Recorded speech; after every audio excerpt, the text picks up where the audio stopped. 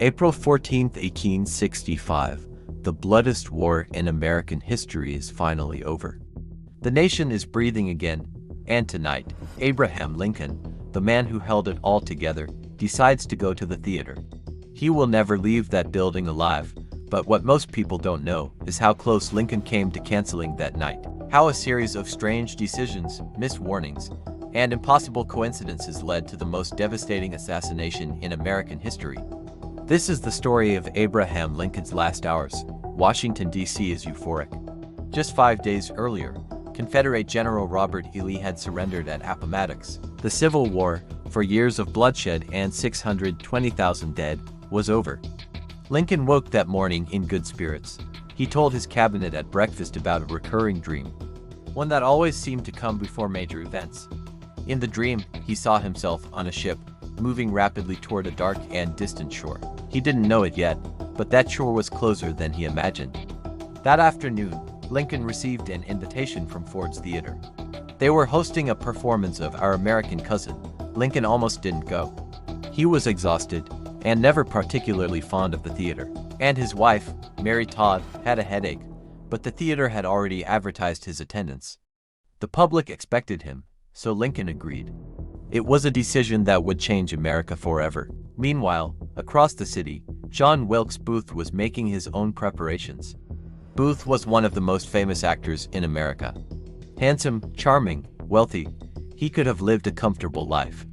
Instead, he was consumed by a burning hatred for Abraham Lincoln and the Union cause. Booth was a Confederate sympathizer who believed Lincoln was destroying the South. He had originally planned to kidnap Lincoln and ransom him for Confederate prisoners. But when the war ended, kidnapping no longer made sense. So Booth changed his plan. He would kill Lincoln.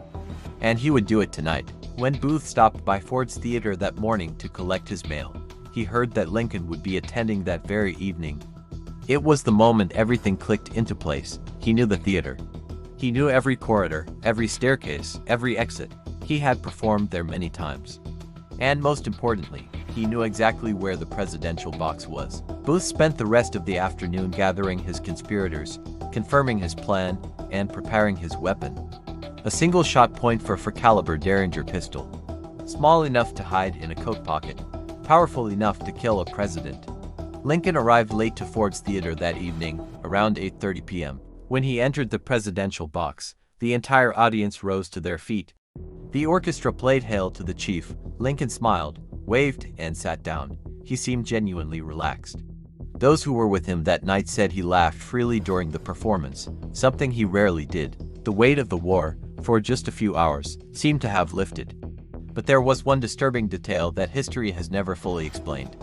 Lincoln's bodyguard that night, John Frederick Parker, left his post outside the presidential box during the performance. He went to a nearby saloon for a drink. When Booth arrived at the theater and made his way to the hallway outside Lincoln's box, there was nobody there to stop him. The door to the presidential box was unlocked. It was 10:13 p.m. On stage, actor Harry Hawk delivered the funniest line of the entire play. The audience erupted in laughter. Booth had timed it perfectly. He knew this was the moment the laughter would be loudest, the moment a gunshot might go unnoticed, or at least delayed. He stepped into the presidential box. He raised the Derringer pistol to the back of Abraham Lincoln's head, and he fired. The bullet entered Lincoln's skull just behind his left ear, traveled through his brain, and lodged above his right eye. The theater fell into chaos. Booth leapt from the box to the stage, catching his spur on an American flag, snapping his left fibula on impact. He limped across the stage, shouted something to the crowd, and disappeared into the night. Abraham Lincoln slumped forward in his chair, unconscious, barely breathing. Doctors in the audience rushed to the presidential box immediately. They determined that moving Lincoln to the White House would likely kill him en route. Instead, he was carried across the street to the Peterson House, a boarding house owned by a local tailor. Lincoln was placed in a small, narrow bed, too short for his 6'4" frame. His legs had to be positioned diagonally just to fit. Throughout the night, his cabinet members, generals, and friends gathered in that tiny room. Mary Todd Lincoln sat at his bedside, weeping. Doctors monitored his breathing, shallow and irregular, knowing there was nothing more they could do. The bullet was too deep, the damage too severe. At 7:22 a.m. on the morning of April 15, 1865, Abraham Lincoln took his final breath. Secretary of War Edwin Stanton, standing in the room, uttered the words that would echo through history. Now he belongs to the ages. Abraham Lincoln led America through its darkest chapter. He held a fractured nation together through 4 years of its bloodiest war. He signed the Emancipation Proclamation. He redefined what America could be.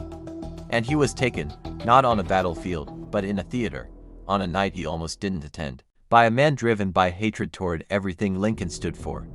History is full of moments that hinge on a single decision. A last-minute choice, an unlocked door, a bodyguard who walked away. What would America have looked like if Lincoln had simply stayed home that night? We'll never know. Some questions history leaves unanswered, and perhaps that is the heaviest burden of all. If history speaks to you, subscribe to Twilight of Nations. A new story drops every week. And trust me, you don't want to miss what's coming next.